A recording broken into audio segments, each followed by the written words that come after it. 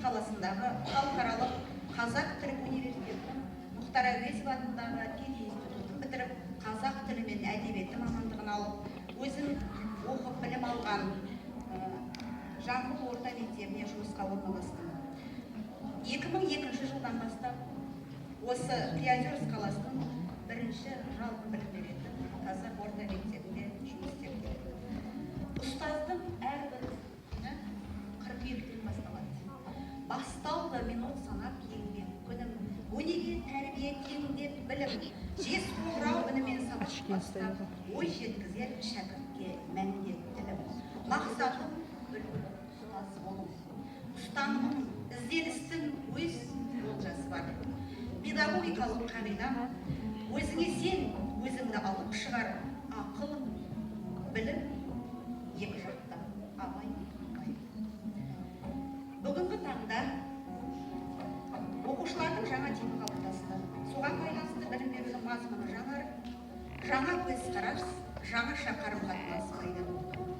Оқу үрдісіндегі жаңа әдістер, тәсілдерді оқытуда жаңа технологиялар енгізіп, оқушылардың жалпы дамуын қамтамасыз етіп отырады. Ол бірден-бір мұғалім. Мұндай жағдайда әрине оқытушының шеберлігі қажет болады. Сондықтан да мен осы білім беру саласында, оқушылардың білімін арттыру саласында өзімнің қолданып келе жатқан жаңа технология сатылай кешенді талдау технологиясы. Жұмысымның басты мақсаты қазақ тілі мен әдебиет сабақтарында оқушылардың қызығушылығын арттыру, ойлау және тіл мәдениетін дамыту, шығармашылық ізденісін қалыптастыру. Әрине, сатылай кешенді талдау оқытудың мақсаты, міндеттері, әдіс тәсілдері, өзіндік ерекшелігі бар және оқушыларға білімді ғылыми негізде сатылай жүйелі кешенді меңгертіп, оларға ұлттық құндылықтарды бағалай қолдану, білуге машықтандыратын оқыту. Бұны айтқан Ораза Ақынова дәл осы әдісті қалыптастырған.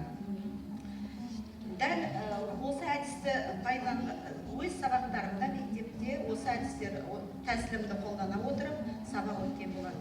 7-ші сыныбында өткен сабақтарым, 5-ші сыныбында өзім сабақ беретін сыныптарда өткізген сабақтарым.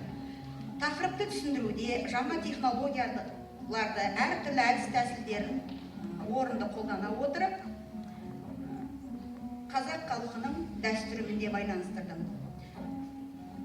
Және сонымен бірге осы мектебімізде жоғары санатты бірінші деңгейлі мұғалім апайымыздың мен тәлім алушысымын. Бұл кісі жаны жақсылыққа құмар, білмеген білгісі келіп, белгісіз нәрсені ашуға тырысатын мұғалім. Сондықтан да бұл кісіден көп нәрсе үйреніп жүрмін. Мұғалім мектеп тынысы. Биылғы оқу жылындағы мектепшілік әртүрлі іс-шараларға тыс қалғаным жоқ. Өз кезегінде ақын оқулары бар, семинарлар, қалалық, облыстық іс-шараларға да қатысып жүрген жайым бар. Ізденістерімнің жемісі қалалық, облыстық олимпиадалардағы оқушыларының жетістіктері. Мұнда көріп отырғандарыңыз 2015 жылғы Молдағалиева Жұлдыздың осында қаладан бірінші орын, республикалық облыстық олимпиадада 3-ші орын алған алғыс хаттары. 2016 жылы батыл бүлдіршін 8-ші жарқын болашақ республикалық олимпиаданың қалалық кезеңінде бірінші орын, ал облыстық кезеңге қатысып қайтты. Дәл осындай 2016 жылы батыл бүлдіршін жалпы орта қосымша техникалық және кәсіптік білім беру ұйымдарының білім алушылар арасында өткізген менің есімім республикалық байқауда 3-ші орын алды.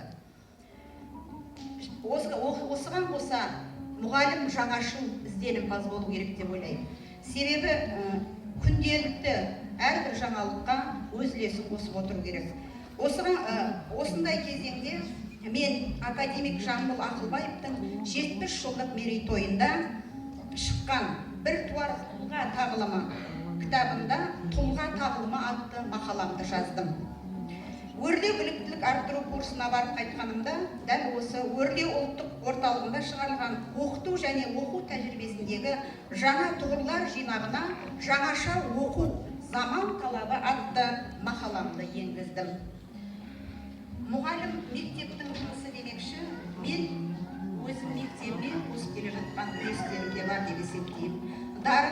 оқушыларым, 8-ші жарқын болашақ республикалық олимпиадасының қалалық кезеңінде 1-ші орын алып келген батыл бүлдіршін.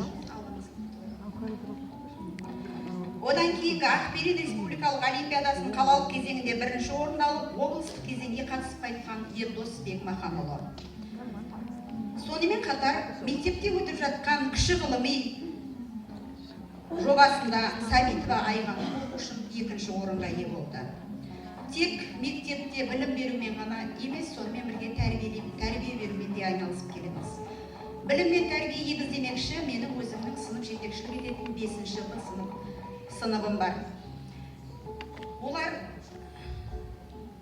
әзірдің өзінде әртүрлі мектепшілік шараларға қатысып, өздерінің жақсы жағынан көрсетуде. Сыныбым 5-ші өрендерім, өнерлі өрендері көпке үлгі, өнердің биігінде қалықтай бер, тәуелсіз сен елімнің ұландары. Сөзімнің соңында мұғалім мамандығының ерекшелігін былай айтқым келеді. Ақыл, сана, сабыр, талас, тартысу, мұғалімнің табиғаты жалпосы, бос уақыты ойдан басқа ойы жоқ, махаббаты бала менен отаны. Сүйіктісі қағаз кітап ақтару, мұғалімнің мектеп мекен тұрағы. Мектеп десе жан дүниесі құрамы, үстісіне қатты соққан жүрегі өзін өзі ұмытудан тұрады.